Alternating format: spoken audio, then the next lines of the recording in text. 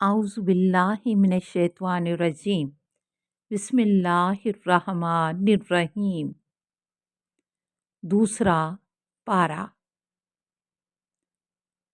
इस सिपारे में सूरह बकरा की आयत 142 से आयत 252 तक शामिल हैं।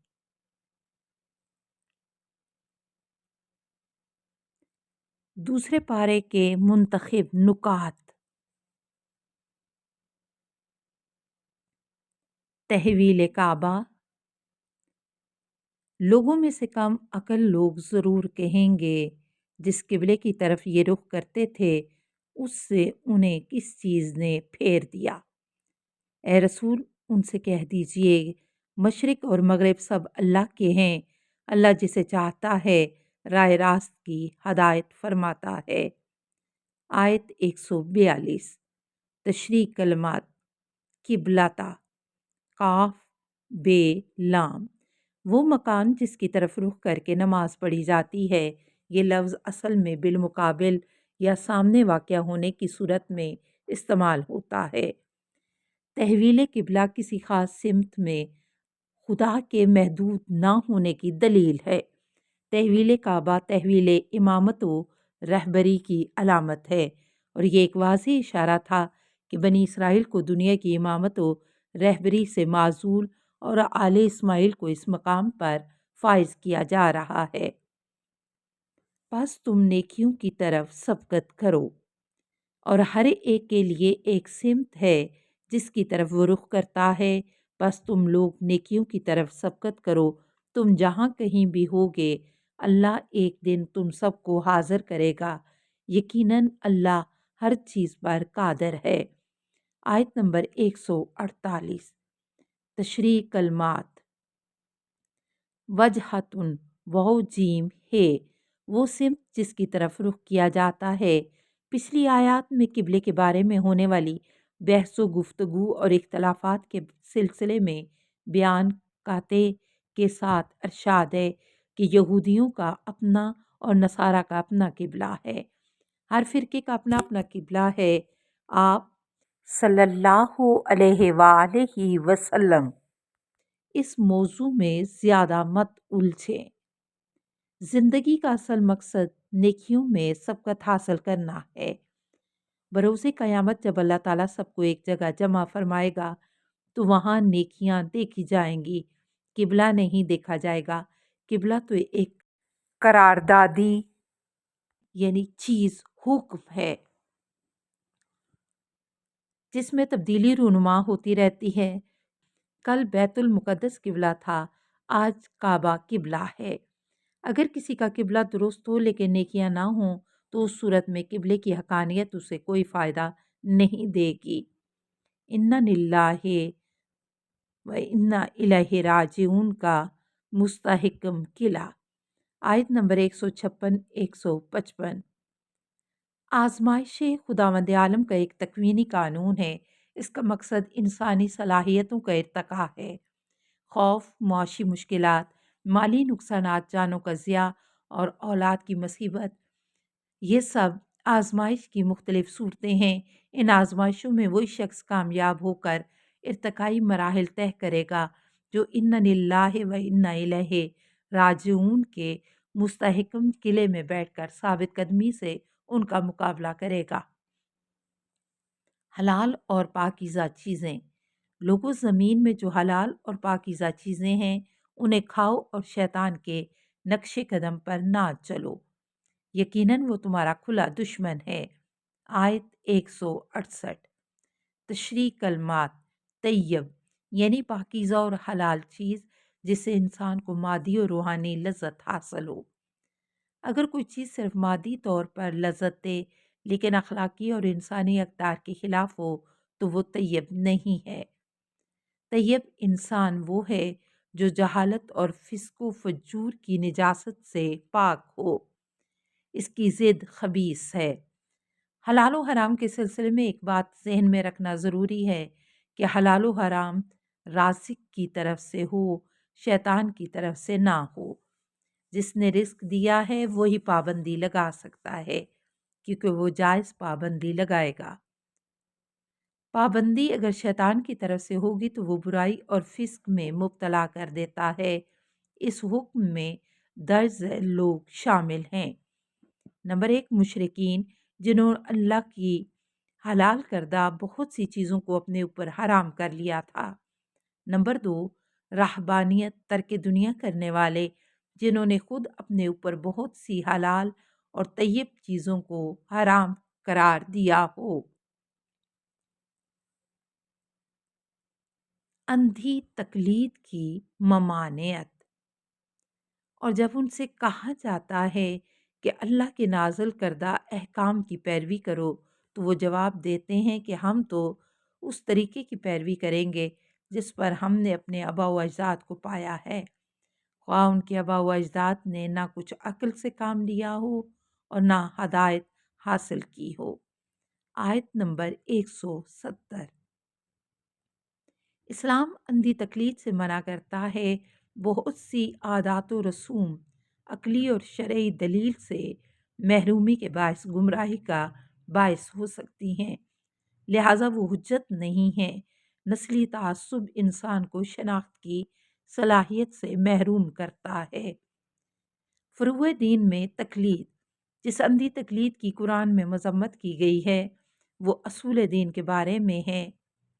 ما انزل اللہ کے مقابلے میں وہ آبائی تقلید ہے جو عقل و ہدایت سے عاری ہو، لیکن دلیل و برہان کے ذریعے اصول دین کو سمجھنے، اس پر ما انزل اللہ کے مطابق ایمان لانے کے بعد شرعی احکام کی تفصیل معلوم کرنے اور ان پر عمل کرنے کے لیے ماہرین مجتہدین کی طرف رجوع کرنے کو اندھی تقلید نہیں کہتے، بلکہ یہ تو علم و ہدایت پر عمل کرنے کا ایک ایسا طریقہ ہے جس کی اللہ، رسول اور ائمہ علیہ السلام کی طرف سے نہ صرف اجازت ہے بلکہ اسے تاکید کے ساتھ واجب قرار دیا گیا ہے۔ اپنے شکموں میں آتش جہنم بھرنے والے، جو لوگ اللہ کی نازل کردہ کتاب کو چھپاتے ہیں اور اس کے عوض میں حقیر قیمت حاصل کرتے ہیں، یہ لوگ بس اپنے پیٹ آتش سے بھر رہے ہیں، اور اللہ قیامت کے دن ایسے لوگوں سے بات نہیں کرے گا اور نہ انہیں پاک کرے گا، اور ان کے لیے دردناک عذاب ہے۔ آیت نمبر 174۔ جو لوگ حقیر دنیاوی مفادات کی خاطر احکام خداوندی کو درست بیان نہیں کرتے، دراصل وہ اپنے شکم کو آگ سے بھر رہے ہیں۔ یہ آیت تجسم اعمال پر دلالت کرتی ہے۔ یہ آیت اگرچہ یہودی علماء کے بارے میں نازل ہوئی ہے، لیکن حکم میں ہر وہ شخص شامل ہے جو اپنے مفادات اور مصلحتوں کی بنا پر احکام خدا کو بیان نہیں کرتا۔ اسلامی قانون قصاص۔ اے ایمان والو، تم پر مقتولین کے بارے میں قصاص کا حکم لکھ دیا گیا ہے۔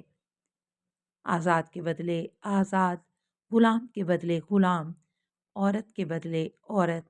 ہاں، اگر مقتول کے بھائی کی طرف سے قاتل کو قصاص کی کچھ چھوٹ مل جائے تو اچھے پیرائے میں دیت کا مطالبہ کیا جائے، اور قاتل کو چاہیے کہ وہ حسن و خوبی کے ساتھ اسے ادا کرے۔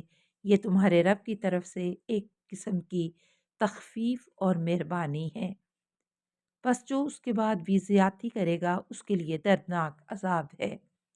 آیت نمبر 178۔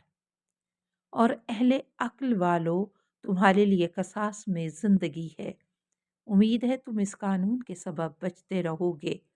آیت 179۔ تشریح کلمات: قصاص، قاف صاد صاد، کسی کا تعقب کرنا۔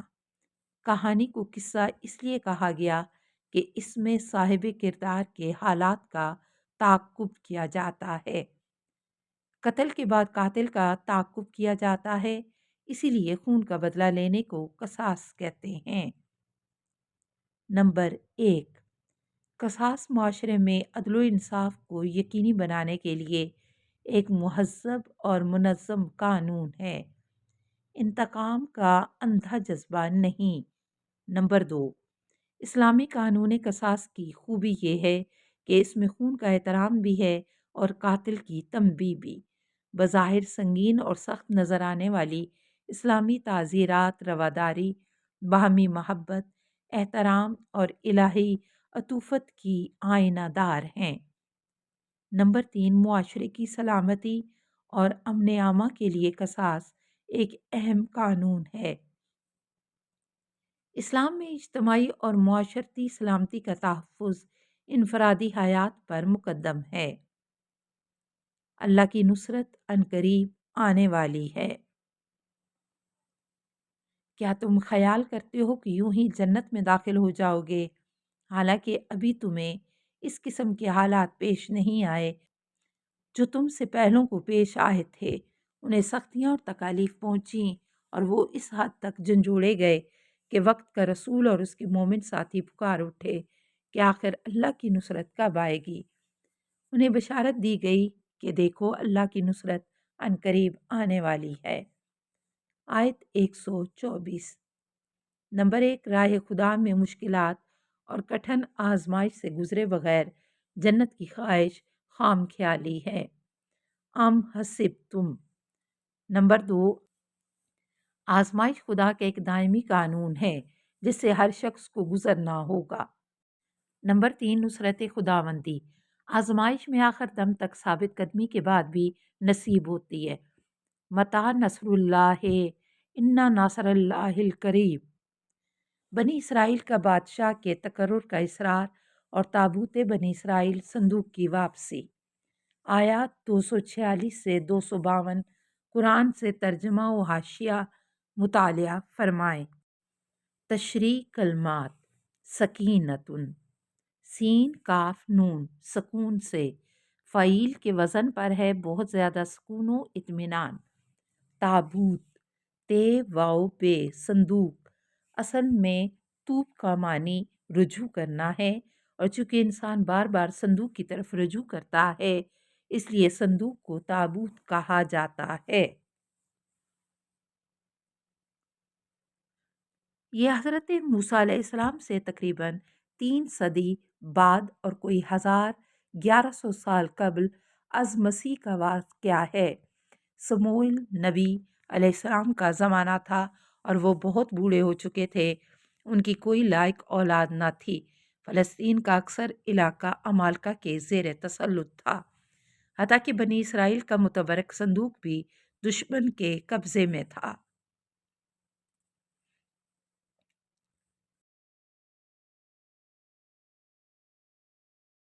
تابوت بنی اسرائیل کی خصوصیات: بنی اسرائیل اسے عہد کا صندوق کہتے تھے۔ ایک جنگ میں فلسطینی مشرکین نے بنی اسرائیل سے چھین لیا تھا۔ تواریخ و احادیث سے صندوق کی درج ذیل خصوصیات سامنے آتی ہیں۔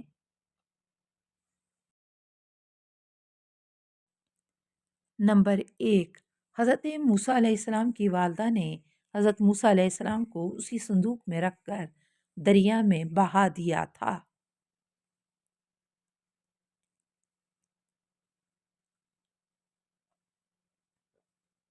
نمبر 2، اس میں وہ الواح تختیاں تھیں جو طور سینا میں اللہ تعالیٰ نے حضرت موسیٰ علیہ السلام کو عنایت فرمائی تھیں۔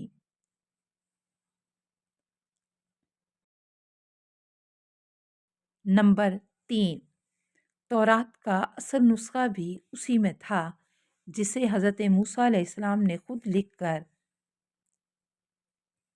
بنی لاوہ کے سپرد کیا تھا۔ نمبر 4، من کی ایک بوتل اس صندوق میں تھی جو صحرا میں بنی اسرائیل کو اللہ کی طرف سے عنایت ہوتا تھا۔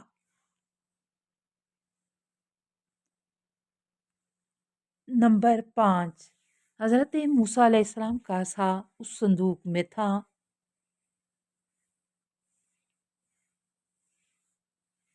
نمبر 6، حضرت موسیٰ علیہ السلام کی زرہ اس صندوق میں تھی۔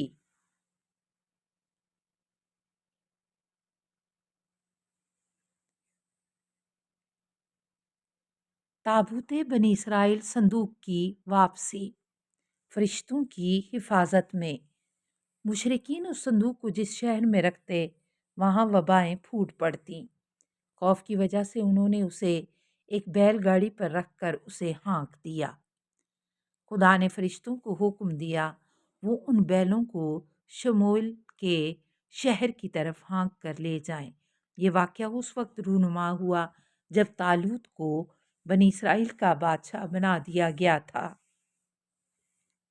صندوق کے واپس آنے سے بنی اسرائیل کو تقویت حاصل ہوئی، ان کے پست حوصلے بلند ہو گئے۔ بنی اسرائیل کا اپنے نبی سے بادشاہ کے تقرر کا مطالبہ کرنا بذات خود بتاتا ہے کہ امر حکومت ان کے نزدیک حکم خدا پر موقوف ہے۔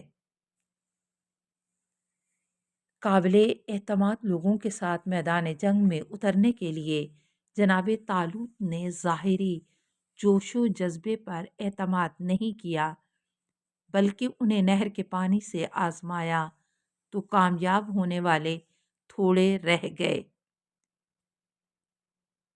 فَشَارِبُوهُ إِلَّا قَلِيلًا۔ ایمان و توکل سے لیس قلیل جماعت بحکم خدا کثیر دشمن پر ظالم آ سکتی ہے۔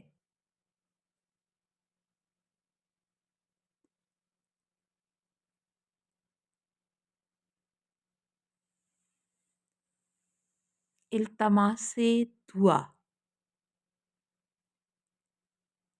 من جانب مکتب امام زمانہ اجل فرجہم۔ اللہم صلی علی محمد وآل محمد وآلہ الطیبین الطاہرین المعصومین۔